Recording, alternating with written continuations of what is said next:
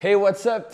Je souhaite que vous portez à merveille, c'est Alexis. Coucou les petits loups, j'espère que tout va bien de votre côté.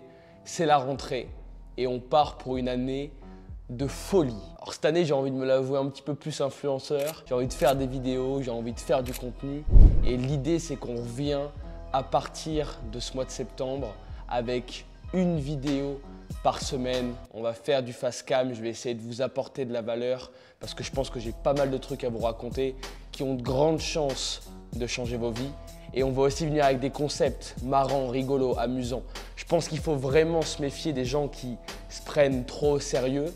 Et j'ai envie de vous apporter ce truc-là où à la fois je vous amuse, je veux qu'il y ait de l'entertainment. Les gens qui aujourd'hui réussissent à créer des grandes communautés, et moi je suis là pour que le plus de personnes possible m'entendent, les gens qui réussissent à créer une vraie communauté, c'est les gens qui font de l'entertainment, du divertissement. Tout mon sujet, c'est essayer de relier la partie divertissement et la partie valeur. J'ai envie de faire un truc qui soit marrant dans la forme et intéressant, intelligent dans le fond. Et aujourd'hui, pour commencer, je vais vous raconter mon histoire de 0 à 1 million d'euros. Get it? Text a message, I don't know the number. Flexing on these niggas, every bone and muscle. Steady. Évidemment, quand on va mettre plus d'énergie, plus de contenu, plus d'équipe, qu'il y a plus de monde, que ça me coûte plus d'oseille, faites juste l'effort de vous abonner, commenter, liker, partager. Ça vous coûte rien et ça va vous permettre d'avoir toutes les semaines du contenu qui va vous faire kiffer et qui va nous permettre ensemble d'avancer. Si vous êtes prêts, here we go. On part tout de suite vers l'ascension des 0 à 1 million.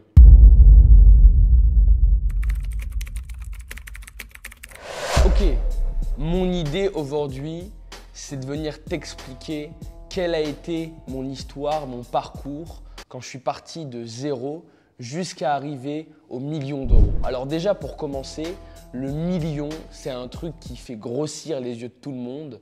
Les gens ont l'impression que c'est un truc extraordinaire, mais sachez que quand on a une boîte qui fonctionne, plusieurs boîtes qui fonctionnent, qu'on travaille tous les jours, qu'il y a des investissements qui sont faits, de l'argent qui rentre, qui sort, faire 1 million, en réalité, on est plus considéré comme le bas du saut, tu vois, le tout début des personnes qui réussissent et on n'est pas du tout considéré comme le haut du panier.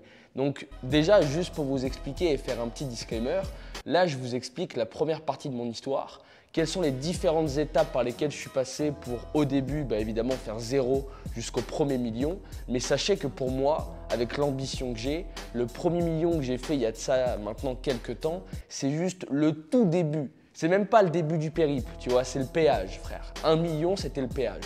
Maintenant, on va commencer à s'insérer, foutre un peu des appels de phare, passer une 6e vitesse, klaxonner, faire décaler les voitures et avancer sur la voie de gauche.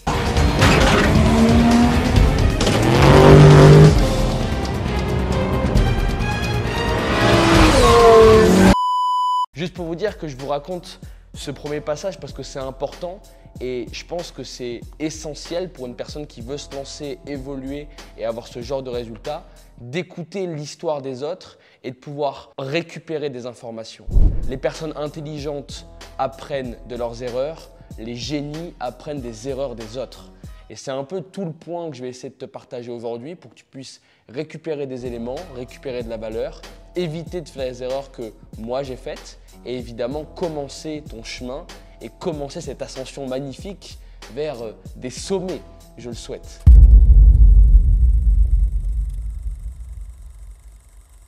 Le premier point sur lequel j'ai envie de discuter, c'est quelles ont été les différentes étapes mentales que j'ai franchies quand j'ai commencé de 0 et monté jusqu'au premier million. Alors sur la partie mindset, c'est assez intéressant parce que moi j'ai fait mon premier argent dans un but précis, dans un but d'apprendre la vente. Je voulais acheter des formations, faire des masterminds, rencontrer des gens, partir aux États-Unis pour apprendre cette compétence et j'ai été juste contraint de faire de l'oseille. Et mes premiers centaines, milliers d'euros, dizaines de milliers d'euros de chiffre d'affaires, je les ai faits en lançant un business de chez moi, en vendant quelques prestations.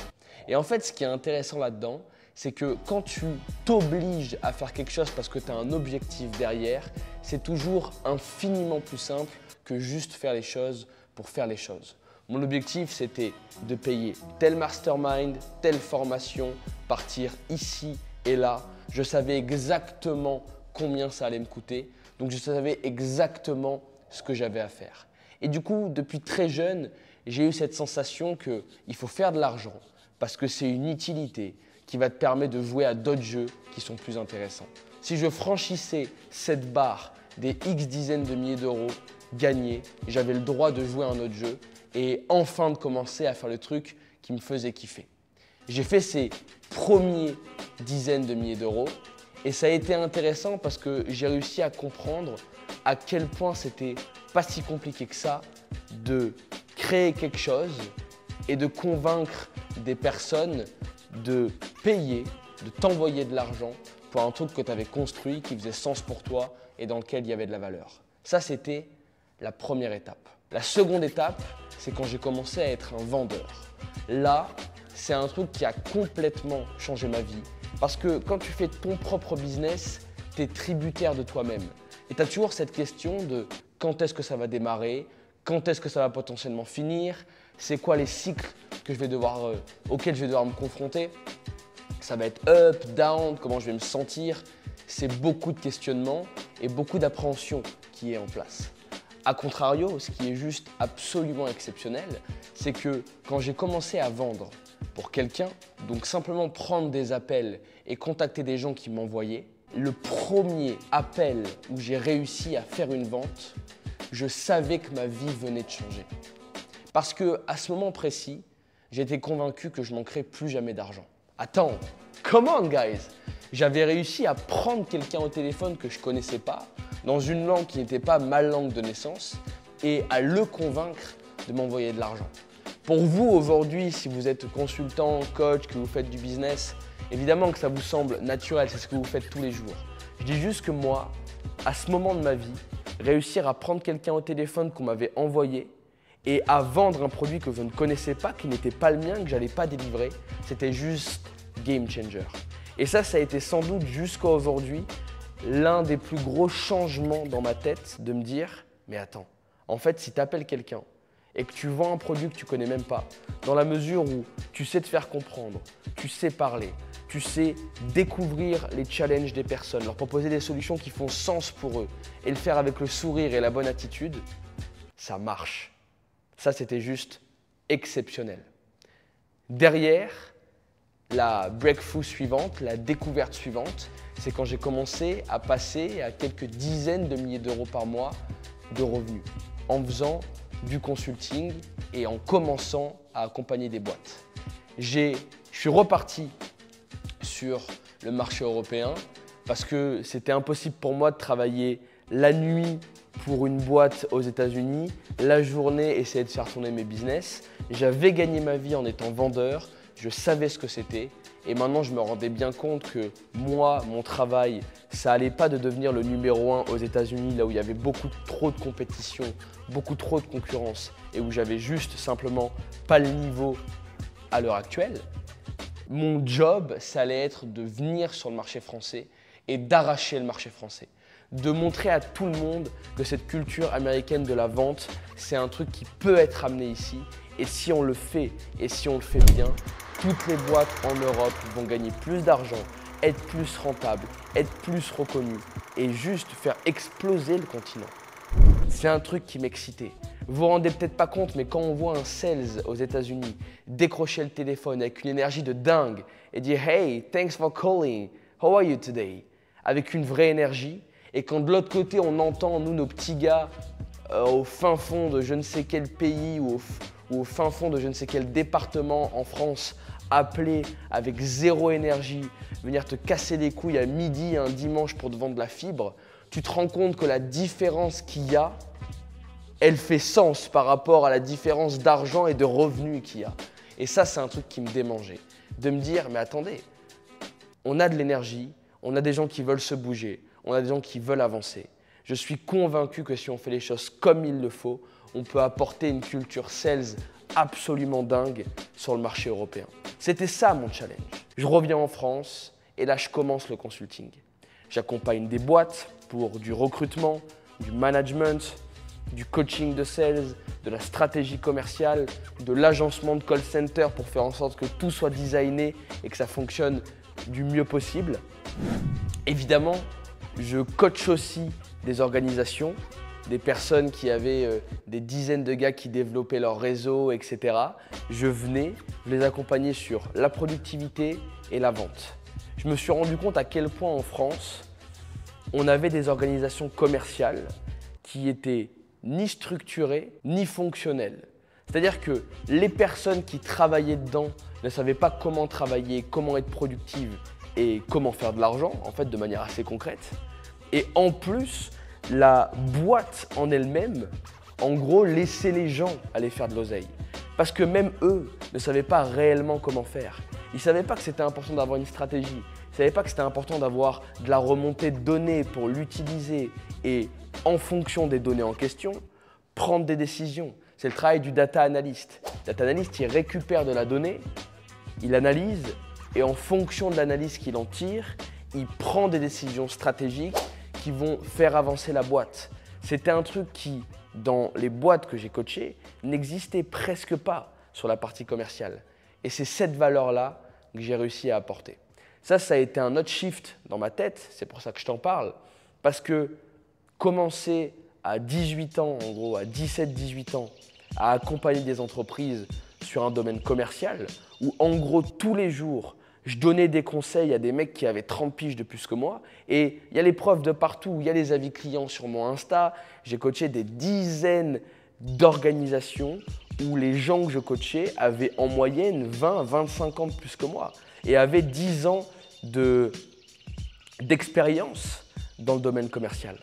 Et ça, c'était absolument dingue parce que je me suis dit, ok, tu as réussi à être dans un domaine, à avoir une image et à parler d'une telle manière que les gens, à partir d'aujourd'hui, logiquement, ne prendront plus ton âge en compte.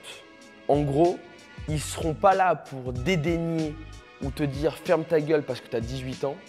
Ils seront là pour te payer parce que tu as les bonnes compétences et que tu leur fais gagner de l'argent.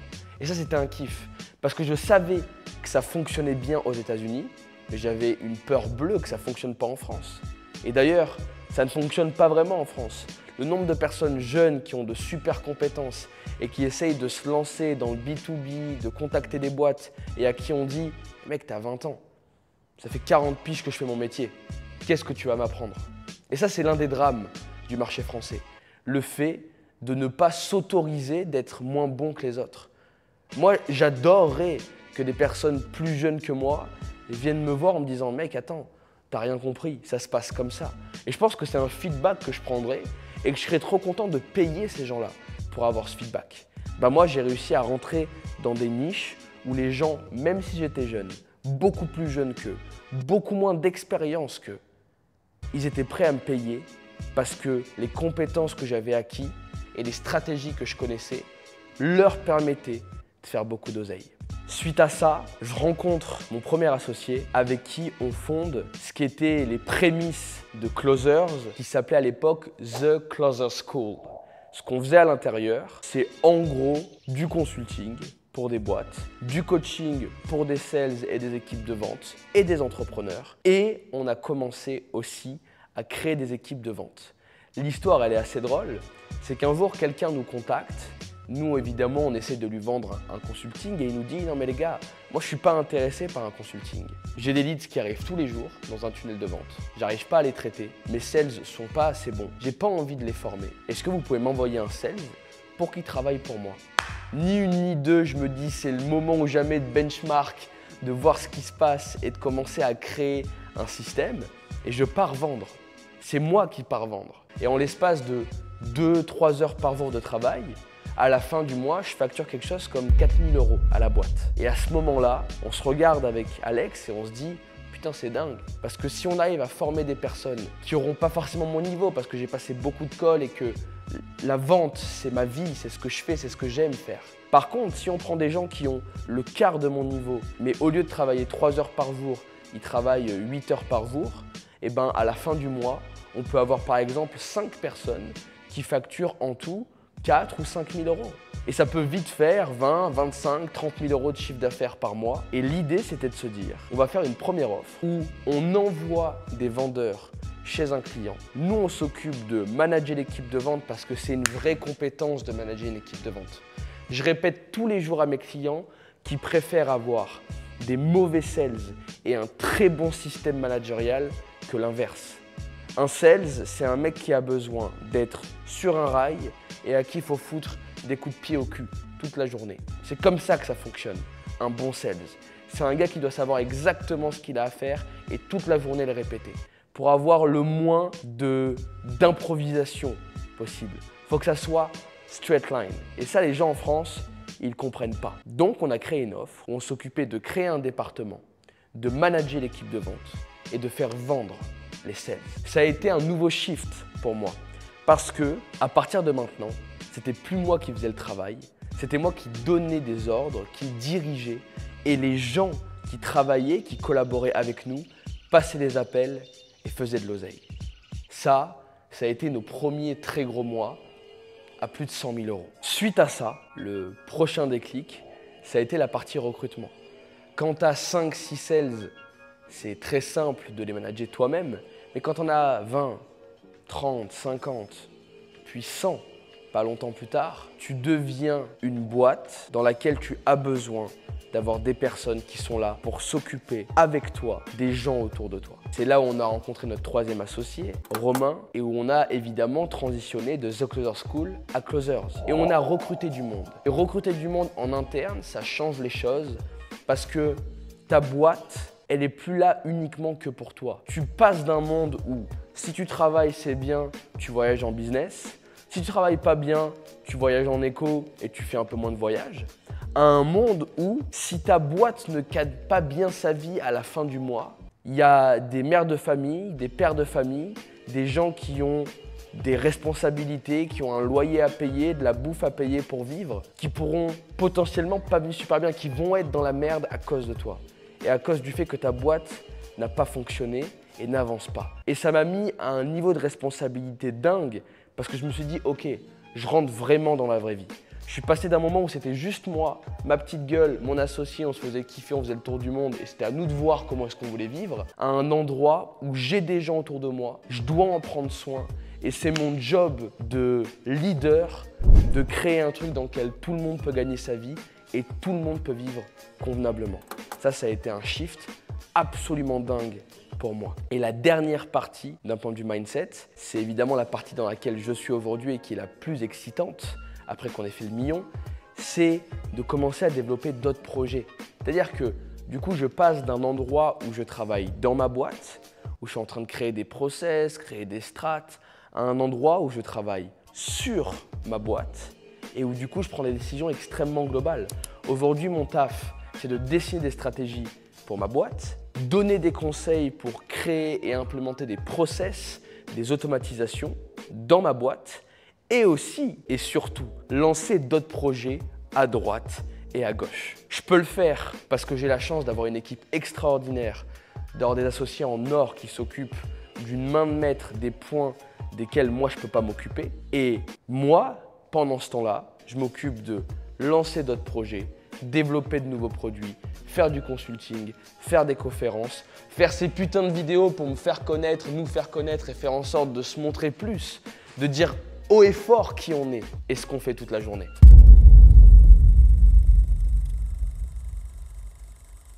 Le point numéro 2 que je voulais partager à ce sujet, c'est en gros, est-ce que dans cette ascension, il y a eu une causalité entre les étapes, les différentes étapes que j'ai franchies et entre l'entourage? Et évidemment, la réponse est oui. Je crois beaucoup au fait qu'on est la moyenne des 5 personnes qu'on fréquente le plus.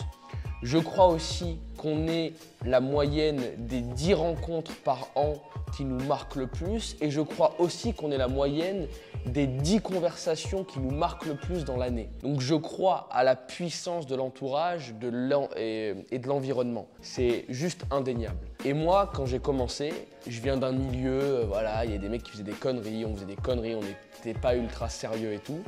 Et en fait, dès que j'ai commencé à gagner de l'argent, à vouloir être discipliné, avoir une vie différente, je me suis dit, écoute, tu as deux options. C'est soit tu continues dans ce que tu fais, les petites conneries et tout, et en gros, ça va te mener à rien, comme toutes les personnes qui ont fait des conneries plus jeunes le savent. Soit alors tu changes tout. Si tu acceptes de tout changer, tu dois aussi accepter de faire une croix sur une très grande partie des personnes avec qui tu traînes. Parce que, qu'on se le dise, t'es pas tout le temps responsable des conneries que tu fais. Parce que très souvent, au début, tu te fais entraîner, embrigader dans les trucs. Mais tu le fais parce que t'écoutes, tu veux ressembler aux gens qui t'entourent, tu veux montrer que t'es cool, tu veux montrer que t'as du style. Et ça, c'est l'un des plus gros drames de la société, tu vois. Et pour moi, le fait de me dire, vas-y, je coupe avec ces gens, j'ai plus rien à voir avec eux. Je fais en gros table rase d'une très grosse partie de ma life et maintenant je repars à zéro. J'accepte de relancer les dés. C'est un truc qui a tout changé. Parce que du coup, dans ma tête, c'était maintenant, tu te lèves, c'est toi qui prends tes décisions et tu es le seul maître de ton destin, entre gros guillemets. Et donc évidemment qu'au début, quand je suis parti, quand j'ai appris la vente, quand j'ai commencé à faire un peu d'argent, ça a été le moment où mes relations, elles ont le plus radicalement changé parce que je suis passé d'être un mec populaire qui connaît tout le monde à un mec qui connaît personne, mon frère, et qui travaille tout seul de son côté. Et c'était cool, moi j'ai kiffé ce truc-là parce que je sentais qu'à chaque jour que je m'éloignais des personnes un peu nocives, pas cool de ma life, ben chaque jour je grandissais. Et du coup, chaque jour que je m'éloignais de ces personnes, je faisais un step de plus, un pas de plus vers ma liberté, ma richesse, la vie que j'avais envie de m'offrir, etc., etc. Et ça, c'est juste trop stylé.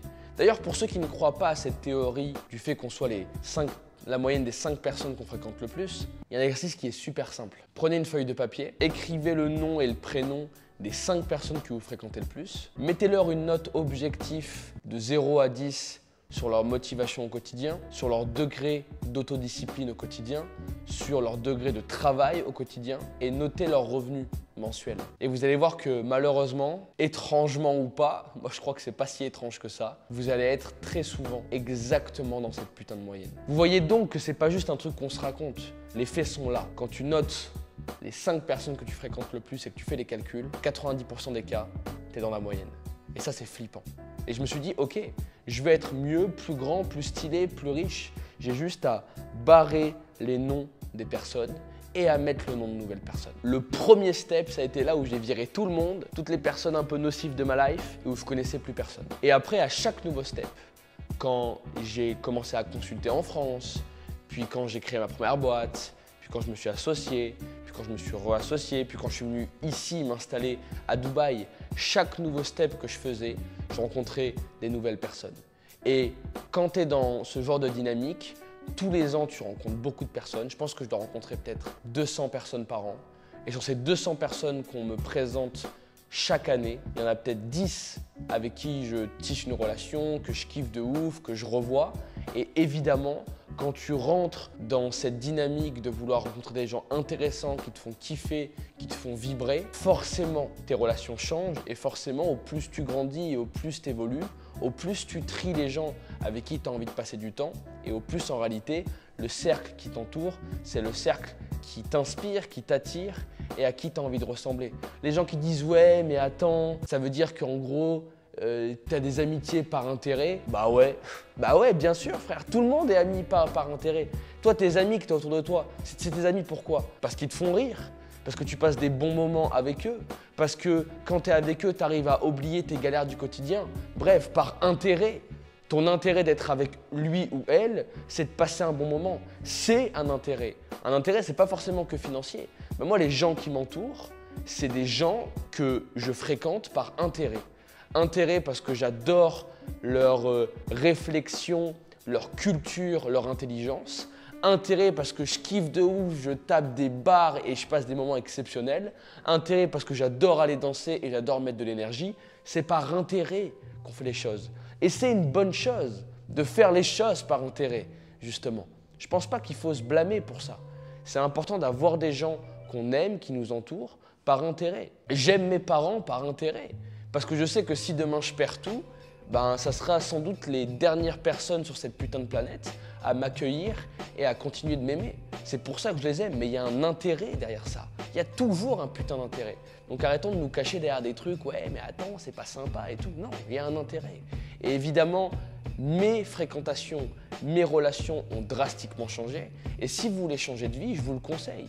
Modifiez vos relations, Modifiez vos fréquentations parce que vous allez voir qu'à chaque fois que vous restez avec des gens qui vous ressemblent plus ou plutôt à qui vous avez encore plus envie de ressembler, vous allez voir à quel point c'est un tremplin.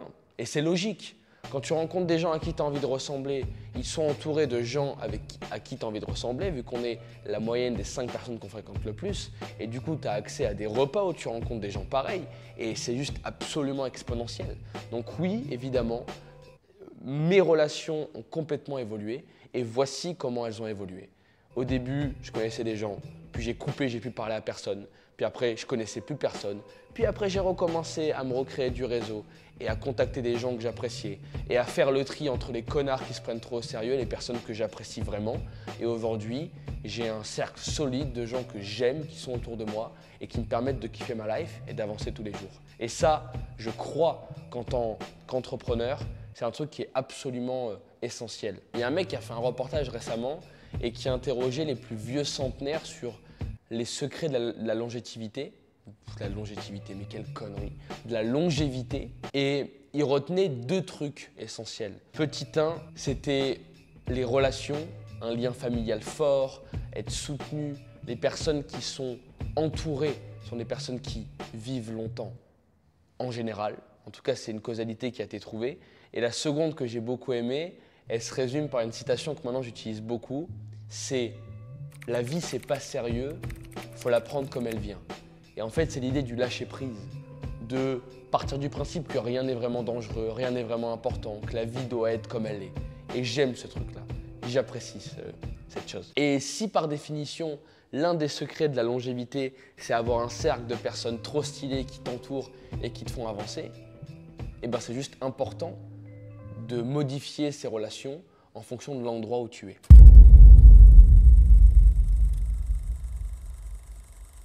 Donc au tout début, j'avais aucune compétence. La seule compétence que j'avais pour faire mes premiers milliers d'euros, c'était mon smile et mon énergie. Suite à ça, la seconde compétence que j'ai acquis, c'était la vente, savoir comment vendre et tout ce qui englobe la vente, donc vendre, créer une stratégie commerciale parce que je comprenais le marché, gérer des vendeurs parce qu'il y en avait plein qui m'entouraient et je commençais à manager. La vente, cette partie-là, c'est le truc qui m'a permis de faire la plus grosse transition et la plus grosse évolution sur la première partie de ma vie. Suite à ça, ça a été évidemment la structuration, comment structurer une boîte, manager, créer des étapes, créer des schémas, consulter aussi. Suite à ça, ça a été la capacité de déléguer, recruter des bonnes personnes, leur donner les bonnes tâches et les manager. C'est évidemment une compétence essentielle pour avoir une boîte qui continue de se développer, qui a une croissance régulière et sur laquelle tu peux compter sur le long terme. C'est un peu le grand sujet. Et aujourd'hui, je pense que la compétence que je suis en train le plus de développer, c'est la flexibilité. Réussir à jongler entre plusieurs projets, mettre mon temps uniquement là où il a le plus de valeur, c'est-à-dire sur les décisions stratégiques, sur le contenu que je suis en train de faire et sur le fait d'agglomérer des gens, des ressources, des talents autour de moi, sur le fait de parler avec des gens exceptionnels et rencontrer des personnes juste dingues autour du monde. C'est les choses sur lesquelles je suis en train de me focus. Faire un réseau exceptionnel, même si j'ai déjà un WhatsApp qui est bien chargé. On aime bien parler, nous, en valeur de WhatsApp. Si tu prends le compte bancaire de toutes les personnes dans ton WhatsApp, combien vaut ton WhatsApp? Le mien, je vous garantis qu'il pèse vraiment lourd. Rencontrer des nouvelles personnes, continuer à faire du réseau avec des gens exceptionnels, de domaines différents, parce que selon moi, les grands chefs-d'œuvre se créent quand plusieurs domaines se rencontrent. Et ça, c'est un truc qui est juste absolument exceptionnel. Et sans arrêt, je continue de développer mes compétences. J'étais personne, puis j'ai appris à faire un peu d'argent, puis j'ai appris la vente, j'ai appris le consulting, j'ai appris à créer une boîte, à la développer, puis à créer d'autres boîtes et à les développer aussi, puis à faire des conférences. C'est tous les skills que j'ai appris. Et c'est que le début. Sans arrêt, je me forme. J'adore me former sur des nouvelles connaissances, des nouvelles compétences. Je fais sans arrêt l'effort d'essayer d'être de plus en plus productif et d'améliorer mes routines au quotidien. Et je crois que si tous les jours tu fais juste l'effort de le faire un petit peu, il y a quand même peu de chances que tu n'y arrives pas. Si tu es vraiment motivé par ce que tu fais, si tu kiffes ce que tu fais et que tous les jours tu le fais, au bout d'un moment, quoi qu'il arrive, tu y arriveras. Écoutez, je suis convaincu que la compétence qui va faire de toi une personne qui réussit ou pas, la seule, c'est ta capacité à te créer une routine et à t'auto-discipliner vis-à-vis de cette routine. Derrière, peu importe les skills que tu développes, tu peux être vendeur, marketeur, tu peux être juste un ingénieur qui développe des trucs. Anyway, si tu as la capacité de créer des routines qui te correspondent, qui te permettent d'avoir de l'énergie, de travailler efficacement, d'être productif et de kiffer ta life, et que tu as assez d'énergie mentale pour au début t'obliger à être autodiscipliné vis-à-vis de cette routine, tu vas plier le game. Et ça, c'est un truc que j'ai compris tout au début de mes modifications, de mes changements. Moi, quand j'ai commencé, j'ai pas commencé à direct vouloir faire de l'oseille. J'ai commencé à comprendre comment je pouvais être plus productif, comprendre comment je devais me lever. Et du coup, j'ai compris qu'avant de savoir comment je devais me lever, je devais apprendre à me coucher. Puis après, je me suis dit, il y a des gens qui sont payés 4 000 € de l'heure, même 400 000 € de l'heure. Il y en a d'autres qui sont payés 4 $ de l'heure ou même 0,004 centimes de l'heure. C'est quoi la différence entre ces deux personnes-là? Évidemment, il y a un gros sujet de chance, là où tu es né, les gens que tu as rencontrés, les relations que tu as eues. Il y a aussi un sujet de valeur. Comment est-ce que tu apportes un maximum de valeur en un minimum de temps? Comment est-ce que tu accrois ta productivité? Comment est-ce que tu utilises tous les jours la loi de Pareto, la loi de Parkinson et toutes les autres lois de productivité qui existent? Ça a été mon premier sujet. Et aujourd'hui, ce que j'explique, et ça ne bougera pas, les deux choses dont je suis le plus fier, c'est d'avoir appris la vente, ça a clairement changé ma vie, et de m'être créé une routine et d'avoir toujours été autodiscipliné, de toujours avoir été autodiscipliné vis-à-vis de cette putain de routine. C'est le truc qui a tout changé. Le secret est simple. Crée tes routines qui te correspondent, discipline-toi et répète la même chose tous les jours. C'est simple, hein, je le dis sans arrêt, c'est pas compliqué. Il n'y a pas de secret plus que ça, les gars, je suis désolé. Le problème, c'est que pas grand monde le fait. Pas grand monde fait l'effort. Tout le monde rêve, ose, mais très peu travaille et n'abandonne jamais. Vous savez, vous la connaissez cette expression, cette citation. Tout réussit à qui rêve, ose, travaille et n'abandonne jamais. Never give up, man. That's it. C'est le truc que tu dois faire. Donc oui, ça a été dur. Oui, j'ai pas eu une vie sociale extrêmement épanouie quand j'ai commencé. Oui, j'ai eu une discipline de dingue où tout le monde me disait « Mec, qu'est-ce que tu branles, tu sors plus, on ne te voit plus, nanani, nanana ». Au final, je suis très content. Je suis là où j'en suis aujourd'hui grâce à ça. Je kiffe ma life et c'est juste une merveilleuse nouvelle que j'ai réussi à couper avec ceux qui ne méritaient pas mon temps et que j'ai réussi à me focus sur ce qui était vraiment, vraiment important. Alright les amis, ça a été un plaisir immense de partager un peu de temps avec vous. Voici mon ascension des zéros à aujourd'hui bien plus qu'1 million, mais en tout cas vous avez vu par où est-ce qu'on est passé. D'ailleurs, petite question, selon vous aujourd'hui, combien est-ce qu'on pèse? Combien est-ce qu'on a fait? 1 million? Est-ce qu'en fait on pèse 2000 € et qu'on est juste des escrocs et qu'on dit n'importe quoi? Est-ce qu'on pèse des centaines de milliards? Donnez votre avis selon vous, avec l'ascension qu'on a, les boîtes que je crée, les trucs que je fais. Combien est-ce que je fais? Où est-ce que j'en suis actuellement? Je suis curieux de savoir où est-ce que vous me placez. Si vous dites que je suis un escroc, c'est ok. Moi, je respecterai cette vision. Si vous me dites que je suis multimilliardaire, c'est ok. Je respecterai cette vision. J'aimerais beaucoup savoir ce que vous en pensez. C'est top. Merci beaucoup. Je souhaite que vous ayez kiffé cette vidéo qui aura duré un petit peu longtemps, je pense. Mais ça me fait plaisir de faire du contenu et de revenir, les petits loups, de vous voir, de mettre plus d'énergie là-dedans, de construire un lien avec ma communauté et de faire en sorte que les gens me suivent, non pas juste parce que je suis un mec cool, que j'ai une bonne gueule et que je fais gaulerie, mais aussi parce que je donne de la valeur, que je dis des choses intéressantes et que j'apporte du contenu qui va, je le souhaite de tout mon cœur, changer votre vie. Si vous avez kiffé, c'est quoi? Il faut s'abonner, le petit truc, là, la petite cloche sur le côté. Il faut mettre un petit commentaire, un petit like. Partager, tu vois. Moi, pour être ici, pour faire cette vidéo, j'achète des caméras, de l'éclairage, des micros, je paye quelqu'un qui va la monter. Ça me coûte un blé monstre, frère, de faire cette vidéo. Toi, tu peux me remercier juste en venant passer ton temps dessus, ce qui est déjà stylé. Tu me donnes ton attention et ton temps, ce qui sont de très loin les deux ressources les plus chères que tu as en ta possession aujourd'hui. Et si tu peux me donner un peu d'amour en partageant, likant et commentant, je trouve que c'est un échange de bons procédés qui est juste exceptionnel. Merci beaucoup pour ton temps. Here we go. See you there. On se dit à très vite. C'était Just Smile Buddy, Alexis. Prenez soin de vous. It's time to do it.